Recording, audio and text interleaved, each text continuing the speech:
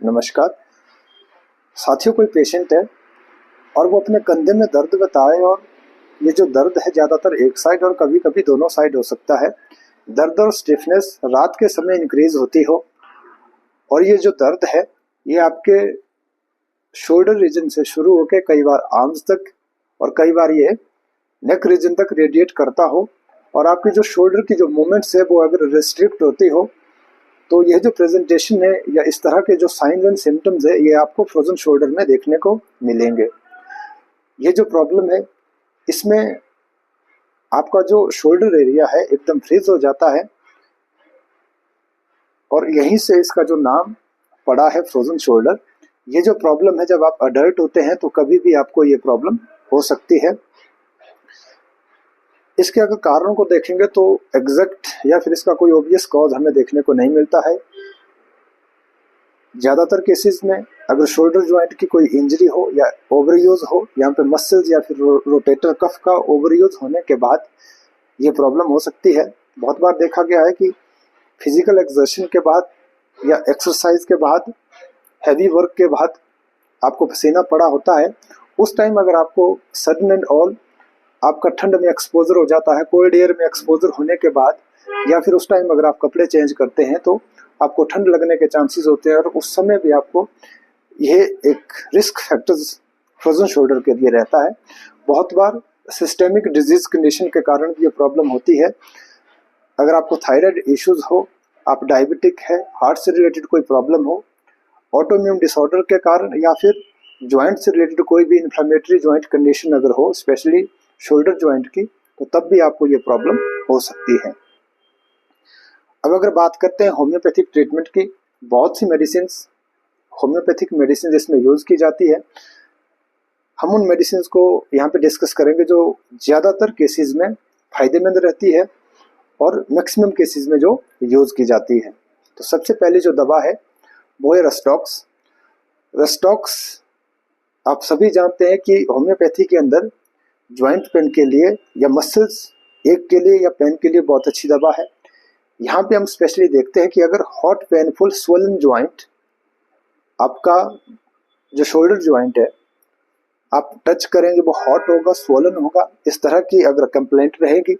दर्द के करेक्टर की बात करेंगे तो यहाँ पे टीयरिंग पेन रहेगा जो आपका कंधे से शुरू होकर कई बार आर्म्स में आपके जो नेक रीजन तक ये रेडिएट करे और साथ के साथ जब आप अपने शोल्डर को मूव करने की कोशिश करते हैं, इसको हिलाने की कोशिश करते हैं, तो तब आपको आराम पड़ता हो या जो जनरल वार्मथ से या फिर आप गर्म कपड़े से कंधे की सिकाई करें, मसाज करें, उस टाइम आपको जो आपके जो दर्द है उसमें आपको आराम पड़ता हो।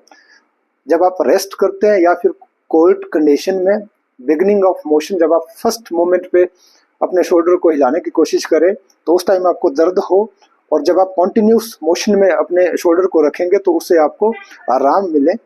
और स्टिफनेस स्पेशली रात के समय, दर्द रात के समय इंक्रीज होता हो, तो इस तरह के अगर आपको सिम्टम्स मिलते हैं फ्रोजन शोल्डर के अंदर तो आप रस्टॉक्स को यूज़ करें। मीडियम पोटेंसी में 200 पावर में आप इसको यूज़ करें और 4 से 5 बार आप इसको रिपीट कर सकते हैं। अगली दवा है सैंग्विनेरिया। सैंग्विनेरिया में अगर आप का जो फ्रोजन शोल्डर है वो राइट साइड में आपको दिक्कत दे रहा है, राइट शोल्डर आपका पेनफुल है, फ्रोजन है और स्पेशली यहाँ पे कटिंग पेन है, स्टिफनेस है और मोमेंट पे या फिर रात के समय आपको जब आप रेज करते हैं अपने शोल्डर को तो उस टाइम अगर आपका दर्द बढ़े तो आप सैंग्विनेरिया को यूज़ कर सकते हैं। इसको भी आपने 200 पावर में दिन में 3 से 4 बार आप इस दवा को यूज़ कर सकते हैं। अगली दवा है रूटा। रूटा हम देखते हैं कि जो इंजर्ड जॉइंट है, लिगामेंट्स है या फिर टेंडन्स है, मसल्स है, इसमें बहुत अच्छा रिजल्ट्स देती है। यहाँ पे वॉकिंग इन ओपन एयर, आप अगर शाम के समय टहलने को निकलते हैं, सुबह आप टहल रहे हैं तो उसके बाद रात के समय आपको अगर आपका जो शोल्डर एरिया में पेन अगर आप एग्रावेट हो रहा है और साथ के साथ ओवर एक्सर्शन या फिर ओवर यूज ऑफ मसल्स या लिगामेंट्स या फिर टेंडन के कारण आपको फ्रोजन शोल्डर की प्रॉब्लम आ रही है, आपके कंधे में दर्द हो रहा है, तो इस तरह के सिम्टम्स अगर आपको देखने को मिले फ्रोजन शोल्डर के अंदर तो आपने रूटा को प्रेफर करना है। इसको आपने 30 या फिर 200 पावर में इस दवा को भी आप 3 से 4 बार रिपीट कर सकते हैं। अगली दवा है फेरमेट। फेरमेट में आप देखेंगे फ्रोजन शोल्डर की कंडीशन है और इंटेंस पेन है और साथ के साथ जॉइंट में आपको क्रैकलिंग का साउंड सुनाई देगा। स्पेशली यहाँ पे लेफ्ट शोल्डर में अगर आपको प्रॉब्लम है, दर्द है, तो आपने फेरमेट को यूज करना है। फेरमेट 200 पावर में दिन में 3 से 4 बार आप रिपीट कर सकते हैं। साथियों, अगली दवा है थियोसाइनामाइनम। यहाँ पे यह दवा तब दी जाती है अगर लिगामेंट्स टॉर्न की हिस्ट्री हो या फिर कंडीशन हो। स्पेशली आपका जो शोल्डर का जो लिगामेंट्स है, ये जो अगर इंजरी के बाद ब्रेक हो, स्टिफनेस हो, और जब आप मूव करने की कोशिश करते हैं, इस जॉइंट को हिलाने की कोशिश करते हैं, इससे मूवमेंट आपकी जो मूवमेंट्स है वो भी इफेक्ट होती हो, आप इसको जब आप मूव करने की कोशिश करते हैं वो आप मूवमेंट इसकी नहीं कर पा रहे हैं, तो इस तरह के सिम्टम्स अगर आपको देखने के मिलेंगे तो आपने थियोसाइनामाइनम को यूज करना है।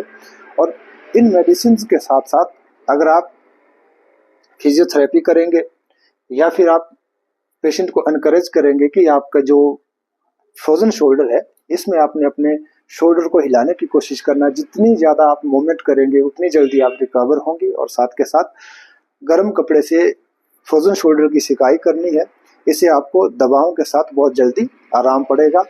और जितनी भी होम्योपैथिक दवा है, होम्योपैथिक डॉक्टर की सलाह से ही आप यूज में लाएं। धन्यवाद।